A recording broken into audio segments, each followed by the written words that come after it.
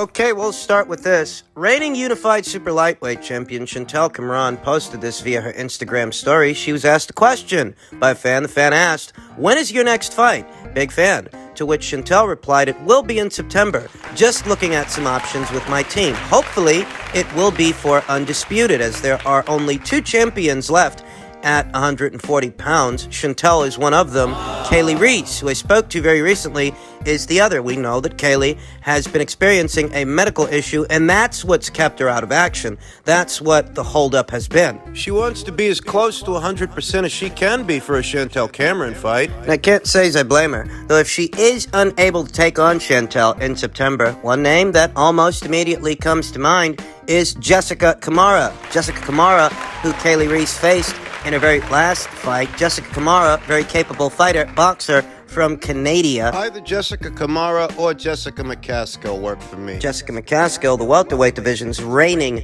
undisputed champion, at least for the time being. Rick Ramos, who handles the career of Jessica McCaskill, he's been insistent that she's leaving the welterweight division. She will be moving down to 140 pounds. Now, I've talked about how that might pose some issues. It might, because a big part of the appeal, at least for Chantel, to face Jessica is that Jessica has all the belts at 147 pounds. Perhaps the fight won't be as attractive to Chantel if she doesn't have that chance to become that division's undisputed champion, whereas Jessica seems to want what Chantel's got, those 2 alphabet titles she holds at 140 pounds. I think something can be worked out. Remember, Hannah Gabriel's fought for 2 alphabet titles. She fought for 2 separate alphabet titles from 2 separate weights at 1 weight.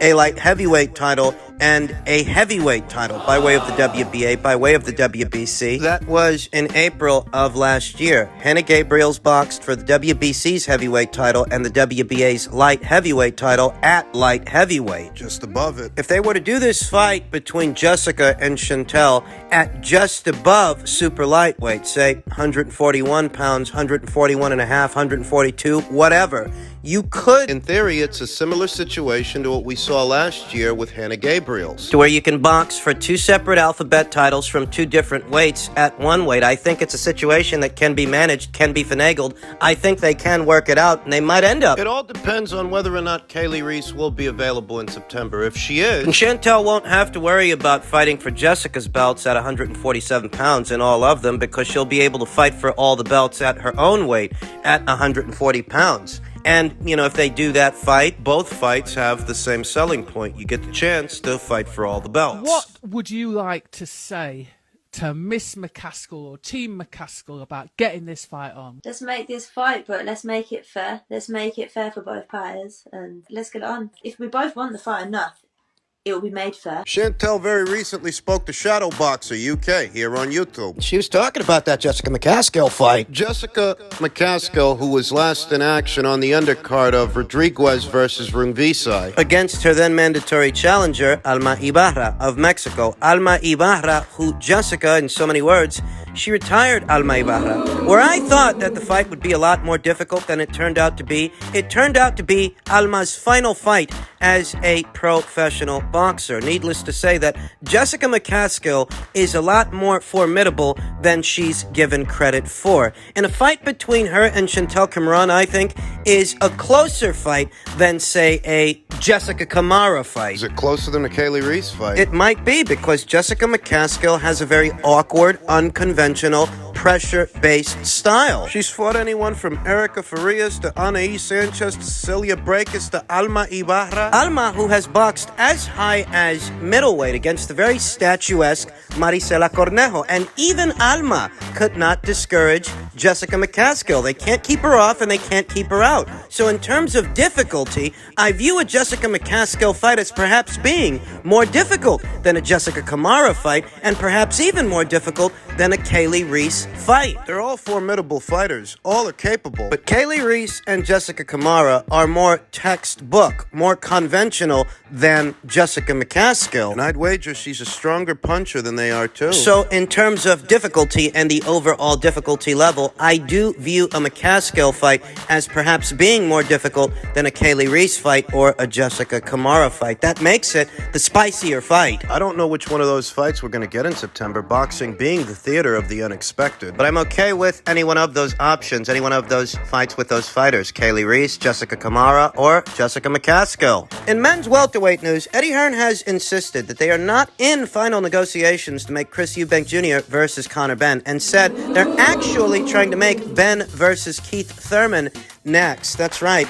They're bouncing around the idea that Conor Benn should take on Chris Eubank Jr. Chris, who's up there at middleweight right now, though he has campaigned as high as super middleweight, whereas Conor Benn, he's all the way down there at welterweight, 147 pounds. And if I'm being honest, he's not the biggest welterweight, not the most physically imposing. I don't think right now is the best time for Conor Benn to try his luck as a middleweight, let alone against Chris. Chris Eubank Jr., who's a capable fighter on some level, though not a fighter I have a very high opinion of. He's gone as far as calling Kell Brock out of retirement after Kell announced he would be hanging the gloves up. He's gone as far as calling out Terrence Crawford. Terrence, who's supposed to be in the midst of negotiations for an Errol Spence Jr. fight. Why does Chris Eubank Jr., who campaigns as a middleweight, have this fixation with calling out welterweights? It's ridiculous. Why don't you call somebody out your own size? Personally, I don't think Conor Benn should venture north of 147 pounds at this time, least of all to entertain the very underwhelming Chris Eubank Jr. Don't get me wrong. There is financial value in such a fight. Domestically, it could do well at the box office, could do well at the gate, but let's not forget that Chris is over there on the Sky Sports side of things. He's one of their flagship fighters, whereas Conor, these days, he boxes exclusively on DAZN. So there are network and promotional politics to reconcile, in tandem with Sky Sports and Boxer very recently signing Liam Beefy Smith. Liam Smith emerges as a frontrunner for a Chris Eubank Jr. fight. Perhaps not his very next fight, but afterwards. That's a genuine possibility. Whereas Eubank versus Benn, the next generation, not so much. There are network and promotional politics to reconcile, as well as the discrepancy in weight. Conor Benn is a welterweight, not a big one, whereas Chris has campaigned as high as super middleweight, though here today he is at middleweight. There's just too much wrong with that fight. Doesn't make sense to me. Thurman versus Benn makes a little bit more sense. Conor Benn is a fighter who some fight fans have been critical of. They want to see him step up in class, step up in competition. And a former champion like a Keith Thurman is an ideal choice. I'm going to be honest with you. I don't think the Keith Thurman before us here today, the Keith Thurman that boxed Mario Barrios, a 140-pound fighter who moved up in weight to 147 pounds, I don't think the Keith Thurman that's here today is the same Keith Thurman of yesterday. The Keith Thurman that boxed Sean Porter in a very entertaining fight, unified titles with a then unbeaten Danny Garcia. I don't think that's the same. He's not the same guy that he was. If he were, I think he'd be the clear favorite over the younger and less experienced Conor Benn. Conor Benn, who has shown a sizable punch to some degree and a lot of ambition. Today's Keith Thurman, I think, makes for a closer fight. A win over unbeaten Conor Benn would certainly make more waves for Keith than beating Mario Barrios on points. Especially when Mario Barrios was coming off a knockout loss to a 135-pounder that moved up to 140. He himself was moving up from 140 to 147, and Keith didn't knock him out. Keith decisioned him after 2 years on the couch, 2 years of inactivity. Taking on someone like Conor Benn, that might get more attention. It certainly would get a lot of attention in the United Kingdom. But Keith is one of those fighters, he don't like to travel. Which brings me to my point. The fight's a good fight. It's the ideal fight for an unbeaten up-and-comer looking to establish himself as a force in the division. And it's the ideal fight for a former champion looking to remind people what he can do and what he's capable of. In an ideal world, we'd get Conor Benn versus Keith Thurman, but this world is less than ideal. The world of boxing, are you kidding? A lot of times it's the fights that make the most sense that don't happen, and this fight seems like just one of those fights. It makes sense for Keith Thurman to expand his horizons at this point when the only two champions at this weight are preoccupied with each other. It makes sense that he perhaps look elsewhere to get attention, but I don't think he's going to do that. I'd sooner expect Keith Thurman to sit on the couch waiting for the winner of Broner versus Figueroa to emerge. I don't see Keith Thurman fighting any of these unbeaten up-and-comers. In an ideal world, you'd get a Thurman versus Jaron Ennis, or maybe a Thurman versus Virgil Ortiz, or in this instance, a Thurman versus Conor Benn. In an ideal world, you'd get a fight like that. But let's be honest, who's actually expecting Keith Thurman to cross over from the PBC to the Matchroom side of things? I mean, seriously. How many offers to how many guys have already been rejected? Eddie Hearn offered Gervonta Davis, Tevin Farmer. He offered Jermall Charlo, Demetrius Andrade. He offered both Adam Kovnowski and Luis Ortiz. Anthony Joshua. More recently, he offered Adam Kovnowski Derek Chisora. He would have been headlining opposite the ring Derek Chisora. Instead, he chose to fight on the undercard of Garcia versus Benavidez against Ali Demirezin. Those things in mind, and that being said, I don't expect that Keith is actually going to box Conor Benn. Want doesn't always get. Eddie Hearn might want to put Conor Benn in there with a familiar face, a former champion like a Keith Thurman, but we all know that's not going to happen. There are some fight fans out there that have grown critical of Conor Benn's matchmaking, though I don't know why. Matchroom doesn't have the run of the place, you understand. Matchroom doesn't have a stronghold in the welterweight division. So while you might want to see Conor Benn box someone a little better, a little bit more spicy than a Chris Algieri or a Chris Van Heerden, how's he supposed to do that when guys like Keith won't cross over? I don't understand. How do you imagine these fights are going to happen? What do you want they should do when the guys on the other side of the street refuse to play ball? What, you're demanding that Eddie send his prize stallion over to Showtime? Because of all the times that Showtime has sent their prized stallions over to Eddie's side of things? Is that what you're expecting? Is that what you're saying? That you're expecting Eddie Hearn to do something that the PBC wouldn't do. They wouldn't send one of their unbeaten guys over to somebody else's side of the street. They wouldn't, and you know that. At this time, there's not much in terms of intrigue for a Keith Thurman on his own side of things, on his own side of the street. But a Conor Benn fight,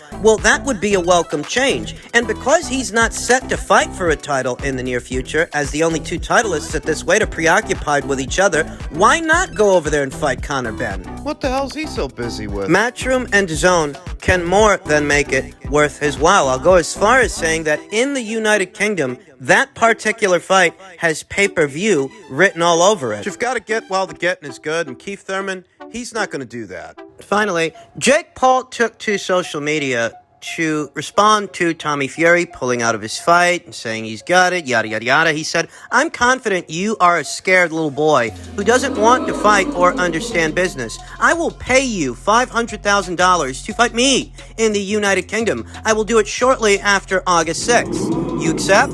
To which Tommy Fury replied, "I wouldn't get out of bed to fight you for $500,000. Let me know when you're ready to have a serious conversation." Is he serious? It's $500,000 to box a YouTuber that's never actually boxed with an actual boxer, you understand. It's not $500,000 to take on some risque blue chip prospect, some Olympian with an extended amateur background. It's Jake Paul. Jake Paul, who announced he would be boxing Hasim Rahman's son, Hasim Rahman Jr. Bigger, stronger, more experienced, knockout power, but it doesn't matter. They don't have my heart, don't have my drive, and definitely don't have my team. August 6th, I'm showing the world that Jake Paul is a bad motherfucker. Press conference and tickets on sale Tuesday, 1 p.m. Eastern Time. And if that fight comes off, he's right. If he ends up boxing Hasim Rahman Jr., who, while he is coming off a knockout loss in his last fight, he is also a more experienced fighter than both Jake and Tommy. It does seem a riskier fight, a riskier endeavor than taking on Tommy Fury, who's really not that good. Though there is more to this story than meets the eye. Greg Cohen, the exclusive promoter of Hasim Rahman Jr., told me he hasn't been contacted about a Jake Paul fight to replace Tommy Fury, despite ESPN's story saying it's set. "I love the fight for Junior. I'm looking forward to being contacted by Most Valuable Promotions or promoter Bryce Holden," he said, "but it appears that this fight isn't actually made. It's not actually done. I heard a blurb that both Jake Paul and Hasim Rahman Jr., they're buddies. They're old pals. So could this be some sort of a tactic to where Jake Paul gets the green light to use Hasim Rahman Jr.'s name, but the fight's not actually made. The fight's not actually set? Is this a smokescreen? An official poster, an official graphic has already been published. The headlines, they're out there. But how long does it really take to cook up an official poster, an official graphic? Certainly less time than it takes to actually negotiate a fight between Hasim Rahman and Jake Paul. Why is Greg Cohen stating that he hasn't even been contacted about this fight, even though this fight has been announced as being official? What's going on here? Is this a smokescreen of some kind? And if it is a smokescreen, why would they do that? Tommy Fury's situation, not being able to enter into the United States, has already been very beneficial to Jake Paul's press. How he appears in the public eye. The 2 times so far, he's tried to make the fight with this guy, and it's always this guy pulling out. It's always Tommy Fury. And all the problems are coming from Tommy's end of things, not Jake's. Jake never had to fight this guy. He never had to afford him a shot, an opportunity to box him. But so far, he's already done that 2 times. So if this is all a smokescreen of some kind, potentially facing Hasim Rahman Jr., or at minimum using his name without actually setting the fight, why would they do that? What would be the point? Doesn't make a lot of sense on the face of it. Announcing a fight that isn't set for what reason? Positive press? You're already getting positive press from Tommy Fury having pulled out. You don't need to pull these stunts, these shenanigans, if they are in fact shenanigans. We'll see who Jake ends up fighting August 6th. Hasim Rahman Jr. or someone else, and as stated, it's a riskier fight than a Tommy Fury fight. To some degree it is, because he's a bigger guy than Jake, more experienced as a fighter, more experienced than Tommy as well. He might be coming off a knockout loss to Tommy Morrison's son, but need I remind you that Jake Paul ain't Mackenzie Morrison. He don't come from a fighting family, fighting bloodline. Hasim Rahman Jr. does, and so does the man that beat him. That's not Jake. He takes this guy on. This is a risky fight, so why would you take on a risk like that? On a whim. On short notice. August isn't that far away, you understand. August 6th. It's just a matter of weeks. You're gonna take a guy like this on short notice? The fight with Tommy fell apart, last week? We have to assume that if Jake has been in preparations, he's been in preparations for someone like Tommy, and Hasim Rahman Jr., he's a far cry from Tommy.